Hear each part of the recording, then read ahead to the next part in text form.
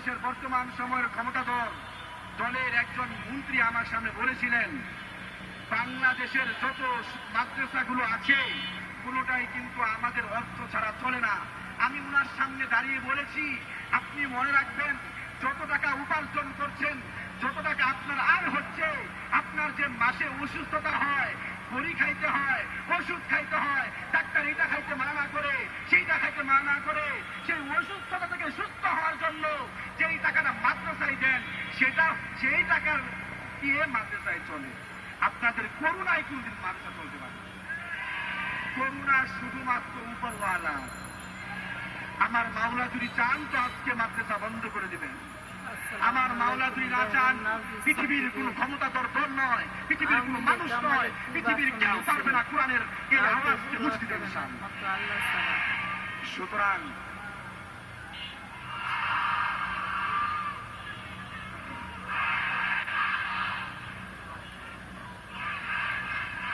প্রিয় যুবক ভাইয়েরা, আমি কিন্তু এখনো ছোট বয়স, এখনো পড়ালেখা করি, কোরআন খুঁজে নিয়ে বলতেছি, কোন দলকে আমি পছন্দ করি না, কোন দলের সাথে আমি নেও। আমার কথা হলো, আমার হুজুরকে দেখে, আমাদেরকে দেখে উল্টা চোখে কথা বলবা, এটা আমার ইসলাম প্রিয়, কোরআন প্রিয় মানুষরা ভালো কখনো সহ্য করতে পারবে না। আমি সব দলকে ভালোবাসি। আমার কথা হলো, আমার প্রিয় ভাই, আমার দেখাশোনা যিনি করে, ইসমাইল ভাই, উনি অনেক সময় বলে, ভাই এই জায়গায় যায়েন না, সমস্যা হবে, অমুক হুজুর না করবে, অমুক লোক দেখে পছন্দ করবে না। আমি সব সময় বলি, বাংলাদেশে যত কোটি মানুষ আছে, হিন্দু, মুসলমান, খ্রিস্টান, ভক্ত যারা আছে, সবার চোখের মনি হতে চায় আমি নাজমুল সাকিব। সুতরাং আমি কাউরে বিদ্বেষী করে কোনো কথা বলছি না। আমাদের মাননীয় চেয়ারম্যান সাহেব বলেছেন, মাহফিল থেকে যদি আমরা কিছু শিক্ষা না নিই, আমল না নিই, তাহলে এমন বন্ডামি ওয়াজ, এমন মাহফিল করার কোনো দরকার নাই। এটা আমাদের চেয়ারম্যান সাহেব কিছুক্ষণ আগে বলেছেন। আমি চেয়ারম্যান সাহেবকে বলতে চাচ্ছি, বাবা এই লোকগুলোকে দেখেন না, আপনি একটা সমাবেশ করেন, টাকা দিয়ে লোক আনতে হবে।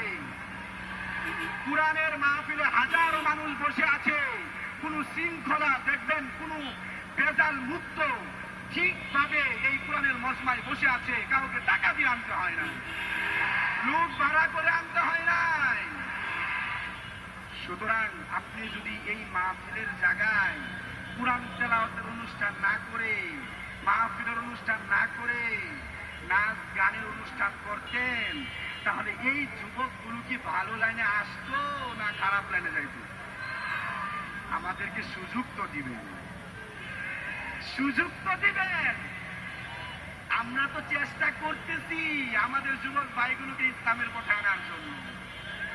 আমার আল্লাহ রাব্বুল আলামিন নবীকে যখন 50 ওয়াক্ত নামাজ দিতেন বান্দাদের জন্য, নবী বারবার উঠে গেছে, আল্লাহ আমার উম্মত তো পারত 50 ওয়াক্ত কেমনে পারবে, যিনি এলাম ঘন্টায় মাত্র 24টা, 50 ওয়াক্ত নামাজ পড়বো, নামাজ কত নেবো দিয়ে প্রমাণ মাওলা কমাইতে কমাইতে পাশে আইছে, তাও পাস করতে আমাদের কষ্ট হয়েছে। এইখানে যদি আমি কোরআন তেলাওয়াত করি, এই 1000 জন তো কালকে থেকে কোরআন তেলাওয়াতের পথে আসবে না, কমপক্ষে 10 জন 20 জন তো হতেই পারে, আল্লাহ তাআলা মন ঘুরাইতে পারে। দেখি না কোরআন তেলাওয়াতটা কেমন। সবসময় তো গান শুনি, আজকে থেকে একটু কোরআন তেলাওয়াতটা শুনে দেখি না কেমন লাগে। এমন তো হতেই পারে, আমাদেরকে একটু সময় তো দেন, অনুমতি তো দেন। আজকে দেখবেন বাংলাদেশে নাচ গান বলেন,